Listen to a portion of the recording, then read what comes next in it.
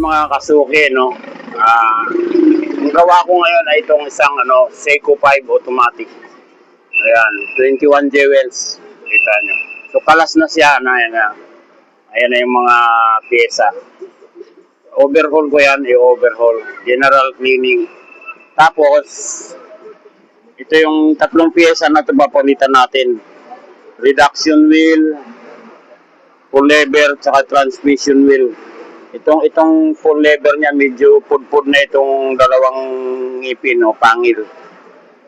Kahit tayo overhaul yan, kung makina na yan, kung hindi papalitan nito para mas gumanda ang takbo niya, para mas maganda ang pagkarga ng self-winding niya, wala rin. So kailangan palitan na natin itong tatlo na ito para working condition talaga siya. Ang may-ari nito mga kasuki, no, ay kasuki din na natin, no. Kasuki ko rin na na matagal na. Pero ngayon pumunta siya dito at papa-overhaul. Papagawa siya ng dalawang relo. So ito yung kaha niya at saka meron pang isang Seiko divers. No, ganun din ang gagawin ko niyan, overhaul, at may papapalitan tayong mga pyesa, yung tatlong pyesa. So yan mga kasuki, no. Kalas na siya, and then i-general cleaning natin, gaya ng ginagawa ko, isa-isang binabrush yan. Then pagkatapos noon, assemble oiling. So yan mga kasuki. O ayan na, kasuki na taga San Mateo. Yan. Gagawin ko na yung mga relo mo at kukunin daw niya ngayon ito ng tanghali. Ayan mga kasuki, ito na yung Seiko 5 na automatic gold-plated 21 jewels. So tapos ko na siyang i-general cleaning, no, i-brush isa-isa. Ito na yung pinaglinisan niya, medyo marumi. Hindi naman marumi, medyo marumi lang. So yun na nga, papalitan natin itong tatlo. Ito, reduction wheel, full lever, at saka transmission wheel. Ito na yung mga bagong ipapalit natin na binili ko nung nagkiapo ako. Ayan, transmission wheel,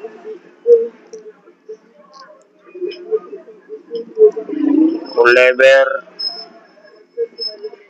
para talagang working condition siya, at saka transmission wheel.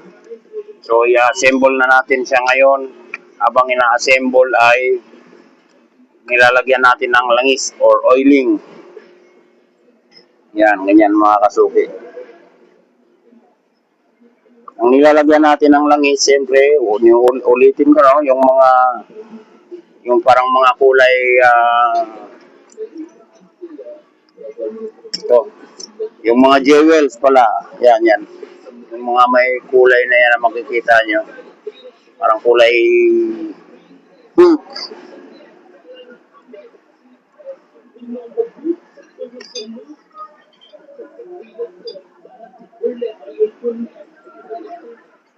Yan, kailangan lagyan ng langis para smooth ang takbo.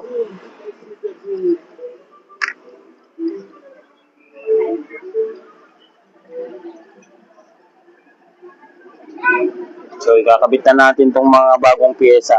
Ayan mga kasuki, na bagong isang automatic uli ang gagawin natin, overhaul.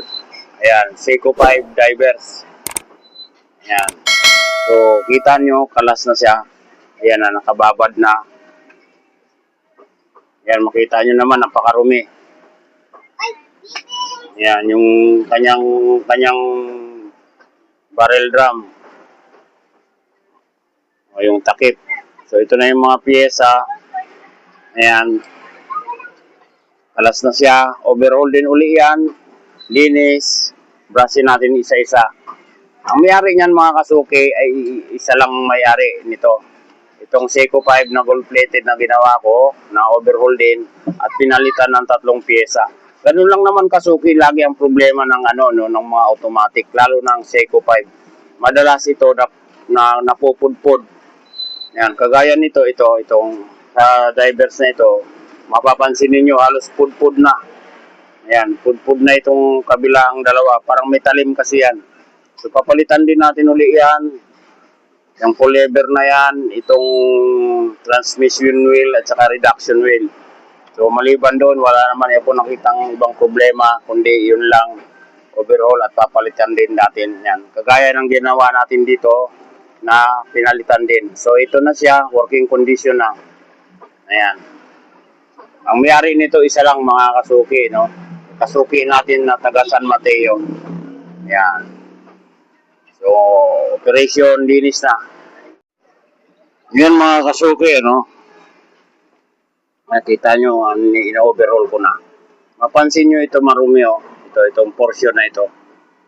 Ayan. So, ito na yung iba na nalinis na natin.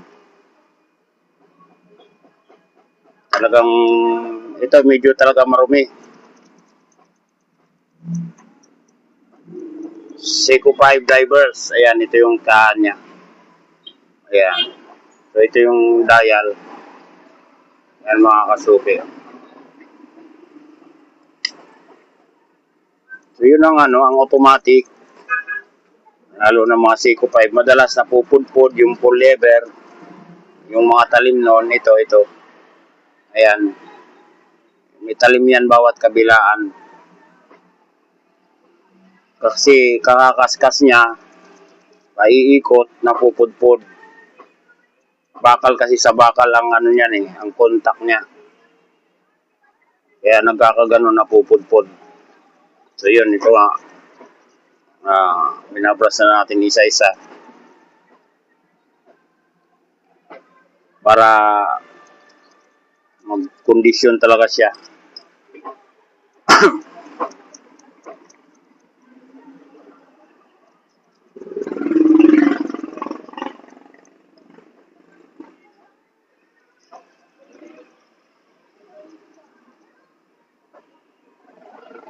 Yan. Sunod-sunod ako ng mga ginagawa ngayon mga kasuki, no? Puro automatic. Puro overhaul.